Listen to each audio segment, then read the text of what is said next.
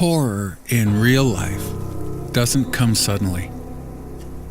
It's not a shock or a reactionary scream. Horror in real life is a slow realization that occurs over the course of years. It needs time to mold, decay, and spread. True horror is painful. It's often sad and tragic. It's a slow deterioration, separating you from all forms of comfort and happiness. It is this kind of horror that I have felt ever since I've learned of my mother's passing. The circumstances of her death did not make things any easier. It wasn't a slow death with time to make amends, adjust, or say goodbye. She hadn't been fighting a disease or infection for years. She wasn't old and nearing the end of her life.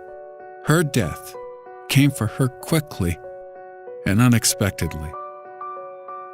My mother, who after divorce and my brother's moving away, had been living alone.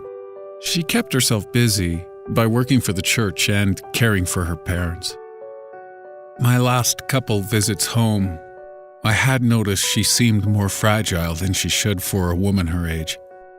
She had lost weight and seemed starved for visitors. There was also a look in her eyes that bothered me. They were sleepless, panicked, and broken.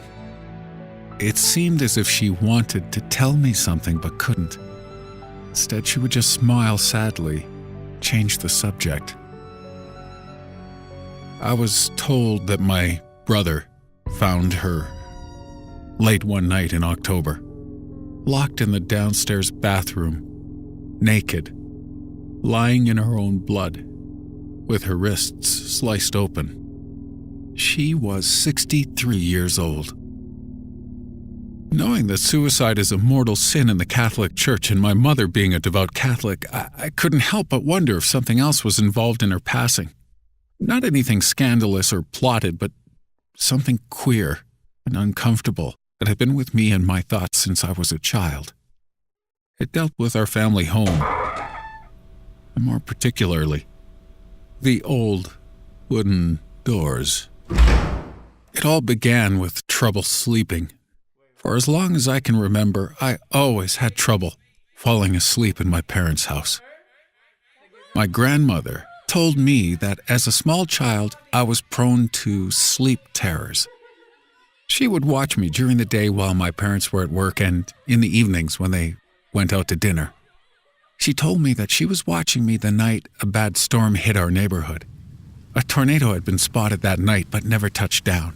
However, the lightning did claim the house's electricity.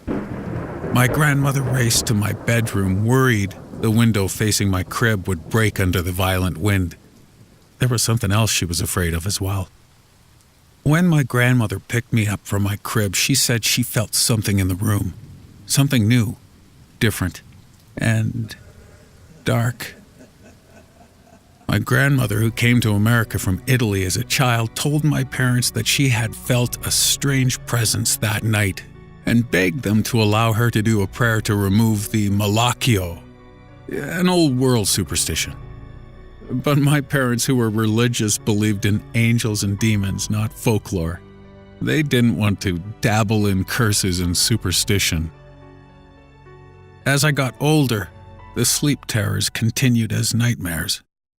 It wasn't uncommon for me to wake up hours after going to bed only to be too afraid to fall back asleep. Later in high school, I dealt with my insomnia by not sleeping for days until I could fall asleep quickly. It wasn't until I went away for college that I was able to rest peacefully. I attribute my difficulty sleeping all of those years to the doors in my parents' house. They were big, plain wood doors. Simple. No additional furnishings or decoration. They seemed ominous. Nevertheless, I'd spend hours looking at the patterns in the grain, finding shapes and images in them like one would do with clouds. The more I looked, the more I saw, until the images seemed so clear to me. Strange, famished figures, naked with one leg or half a torso, rabid dogs, an old bearded man. I saw faces too, wide-eyed, mouths open, sometimes made of knots in the wood, all suffering as if the spirits of these things had somehow become trapped in the wood. The bathroom door on the first floor was the worst. It was positioned next to the door leading to the basement, and the lock in the doorknob was finicky. It sometimes get stuck or give way, locking or unlocking by itself. The bathroom door also had one of the strangest designs. In the center of the door there was what looked like a woman, in intense pain, as if she was in labor. Her face was contorted and blurred with vertical lines of grain. Tearing its way out from what I could only imagine as her stomach, in my childlike imagination, was a wide-eyed creature. I'd see the bathroom door in my dreams as well. I had terrible nightmares where I was floating and desperately trying to get away from the bathroom, but I was being pulled backwards by an invisible force, unable to escape. It would suck me into the darkness of the room. The door would slam shut and lock before I would have a chance to wake up, panicked and out of breath. The nightmares and the lack of sleep only made my already active imagination worse. The strange images in the door weighed on me. There was a door for every room in the house. I couldn't escape them. They were a constant presence, staring out at me from the wooden veneers. As a child, I began to see other things that found a way out of the trapping of wooden frames. Not things I could look at directly, but rather things that appeared in my peripheral vision. The kinds of things that always begged to be questioned. Was someone there, or was my imagination getting the best of me? Over time, I got better at being watchful and looking without shifting my gaze. One night when I was 6 years old, I went into my parents' bedroom, feeling guilty that I wasn't yet asleep. I needed to be reassured and comforted because I had scared myself badly. My mother gave me a hug and asked me what was wrong. I told her that I see things out of the corners of my eyes. She asked me about their appearance, but I couldn't get a good look at them. As soon as I turned my head, they were gone. She asked me when the last time was that I'd seen one. I told her that there was one with us now in the corner of the room. My mother looked over at what, to her, was an empty corner in the bedroom. She told me that maybe they were angels sent by God to watch and protect me. But they weren't. Something in the pit of my stomach would turn, and I would feel sick around them. They were motionless beings, staring blankly at me, only moving when I wasn't looking. Slowly, getting closer to me every time I looked away. I'd first discovered them in my peripheral vision outside my bedroom on the stairs late at night when I couldn't sleep. I would notice a dark shape peeking over the top stair, eyes glistening where nothing should be. I would try to quickly shift my gaze to refocus on them, but they were always gone. I'd eventually look away and then find them again at my bedroom door, and then even closer at my desk, ever present, just outside of sight. I decided they must be demons, not the red-horned demons from cartoons, but something else. They seemed old, as if they were somehow misplaced, out of time.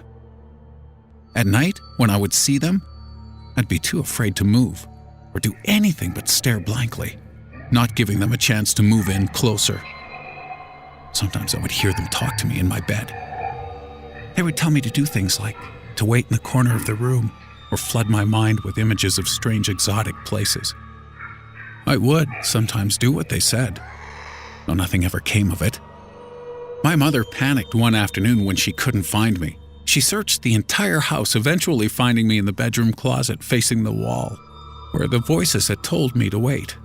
She bought me a rosary and asked if the demons were the reason I was having trouble sleeping. Eventually, my father blessed the house with holy water, room by room, as part of the celebration of the Epiphany, recommended every year by the church. It was after this, when I was still seeing them, that my mother became bothered by my demons and their doors, and it began to weigh on her as well. I grew up in a suburb just outside of Cleveland, in a working-class neighborhood, predominantly made up of Irish, Italians, and Slovenians, where religion was very much a part of life. My parents were passionately involved in the church as well, and it was through them that I learned to take the sightings I was having very seriously.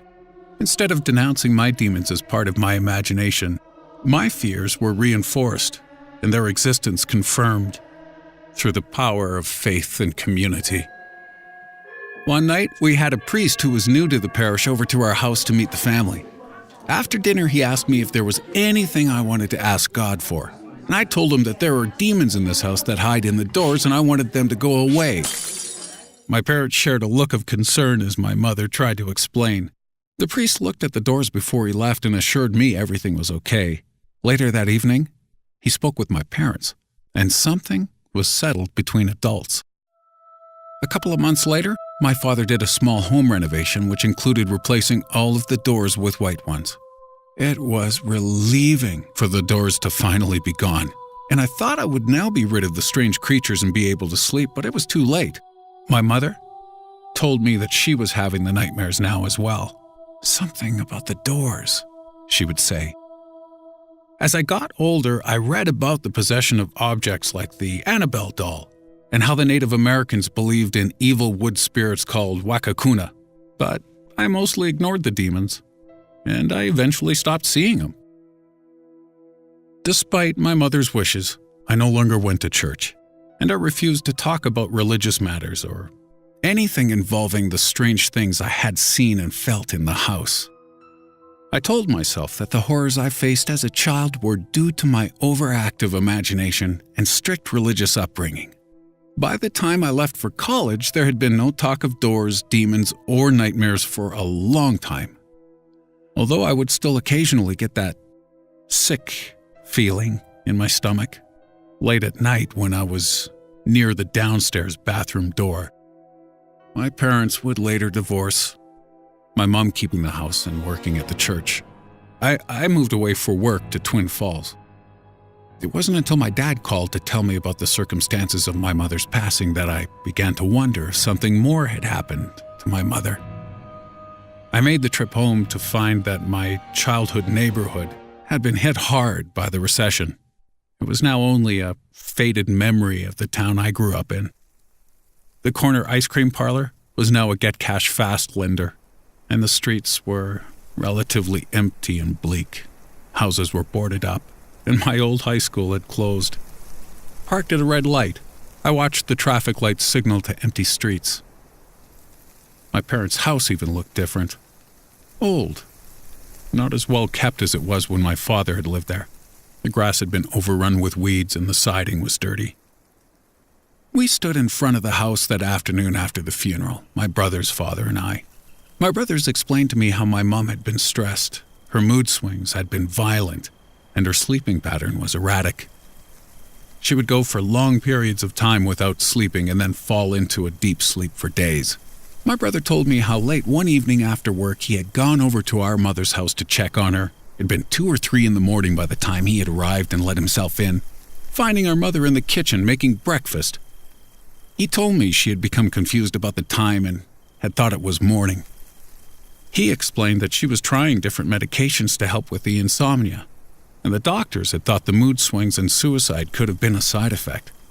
I told them about how I used to have trouble sleeping in her house and about the demons and the doors. They laughed. They were too young to remember.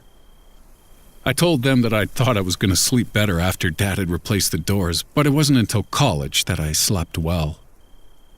My dad stopped me and told me that he never replaced the doors. He just had them painted white.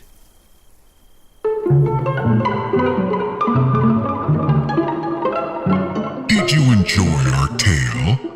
We hope we didn't scare you too much. And if we didn't, why not give this creepypasta story a try? Who knows? Maybe it'll help you find something deep down inside.